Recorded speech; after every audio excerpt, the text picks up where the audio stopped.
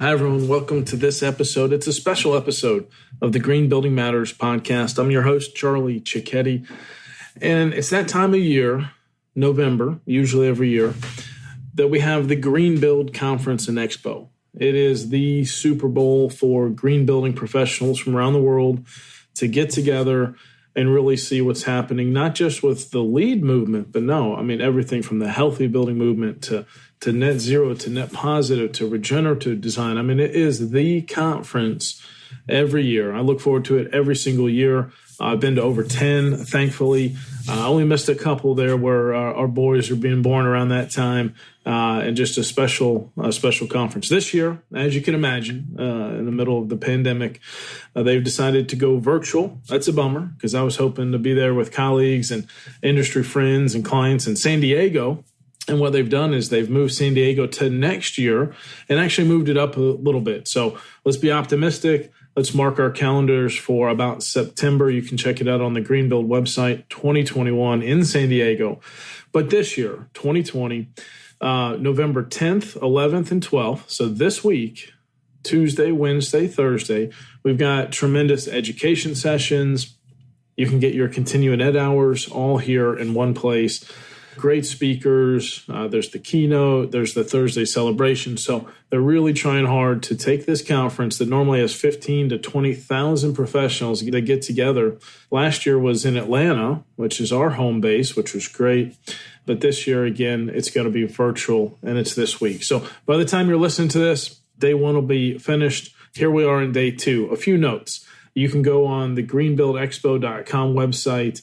If you don't want to register just for a day or some of the remaining sessions, there is a cost to that. There's some coupon codes with the U.S. Green Building Council. You know what? You can get the free Expo Pass, and that's what I'd recommend at a minimum here. Maybe you have some colleagues that are already going. They can do some takeaways. Here's some sessions you might want to take a look at later. Maybe your company's able to get the recordings after the fact. But if you're just now listening to this and you're like, gosh, I didn't even know that it was now. Okay, what I would do if I were you, I'd go on the Greenbuild website. We're putting a link in the podcast show notes, and you can get a free Expo Pass. And that way you can go check out some of the latest technologies. You can talk to some of the manufacturers, and you actually get access to some of the networking events, right? The number one reason, in my opinion, you go to a conference like this is actually for the networking and the relationships. It's so great to see some of the familiar faces every single year. We just count on it. We count on that time together. And so you may still be able to get some of this virtually. And again, maybe some of that even at no cost to you. So it is Greenbuild Week. It is virtual. Next year, they've pushed it off, will be San Diego. Check out the greenbuildexpo.com website. Some of you want to go ahead and dive into some sessions. The sessions are all going to be streamed, and if there's one you're just not really into, hey, leave it and go into the other one. That's one nice thing about being virtual. There's no cap on the room size, right? So you can bounce around, make sure you're finding those sessions that inspire you, that really challenge you, and of course, you can get some nice continuing ed hours. Follow up with the presenters. So be specific. Hey, I really liked it when you talked about this. I hadn't thought about it like that. I was so impressed with, the speakers want feedback. It'll help you grow your network, grow your relationship. Ping them on LinkedIn if you're in the sessions. But again, if you're listening to this right now, there's still a couple of days left of the virtual Greenbuild Conference and Expo. At least get the Expo Pass and some of the networking events. That should be no cost. That's something you can do this week. So that's important point number one this week. But important point number two, as we do this special, shorter podcast, is I want to talk about LEED Fellow. So LEED Fellow is actually the highest honor you can get in the LEED credentialing world. Let me just read what the LEED Fellow handbook says. LEED Fellow is the most prestigious designation awarded by Green Business Certification, Inc., or GBCI. The LEED Fellow program was established to recognize outstanding LEED APs who have demonstrated exceptional LEED-related impacts for at least 10 years. LEED Fellows must demonstrate exceptional impacts for at least 10 years in each of the 4 out of the 5 primary dimensions of LEED practice or mastery elements which they select. These elements, they include technical knowledge and skill. You can do exemplary leadership in LEED, significant contributions in LEED-related teaching, mentoring or research with proven outcomes, and a history of highly impactful commitment, service, and advocacy for LEED. So there's these 5 categories, and you've got to really prove that you excel in 4 out of 5. So why am I talking about LEED Fellow? Well, a couple of reasons. One is LEED Fellow, you can't take a test to get, right? If you could, I'd have done that many years ago, right? When I get into LEED, there was just the LEED AP exam. And then once we really were growing our green building companies, that's when the LEED Green Associate came out. And then the LEED AP was specialty for each of the 5 specialties. So you have LEED Green Associate, which is tier 1. And most of you, of course, take it, start there, high level. Where does this fit into LEED? A lot of vocabulary. Don't have to worry about detailed calculations. No, LEED Green Associate's a tier 1 cover-all professional credential. Pass that 100-question multiple choice exam and put those letters after your name. Then you might want to move on and take 1 or more of the LEED specialty credentials. Those are called tier 2, and those are also 100 questions, multiple choice, but now they're detailed. You're going to do some calculations. What threshold do we have to hit on our projects? I've taken and passed all of those. I teach a lot. Our team does. We work on projects of different programs, different rating systems, and it's just been a big deal for me and my team around us. But when it comes to LEED Fellow, you can't test into that. You have to actually be peer nominated.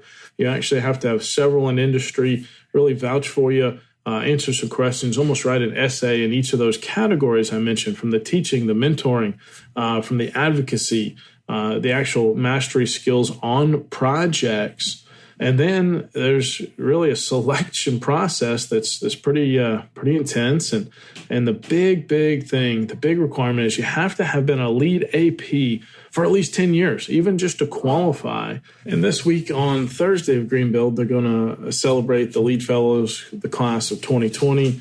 There's only about 350-ish, maybe a little over that, LEED Fellows in the world. These are just some incredible green building professionals. They really dedicated their career to green buildings. And I just wanted to point out to some of you that are just, really growing your green building careers, this is definitely something to strive for. This year, I'm humbled to be part of the class of 2020. It really is amazing. I'm blown away. I know it's a very selective process. I know I've got a lot of people in my corner helping and rooting for me. And I just want to say thank you to my team, the team at SIG, the team at GBES. I want to give a shout out to Matt and Kathy, who helped a lot with this application process, and to all the nominators who took each of those categories. Again, for those that are just really curious about this process, the mastery elements are technical proficiency, education and mentoring, leadership, commitment and service, and advocacy. And you have to really show that you're strong in 4 out of those 5. And so there were some clients that wrote on my behalf. There were industry friends that we've worked together for many years.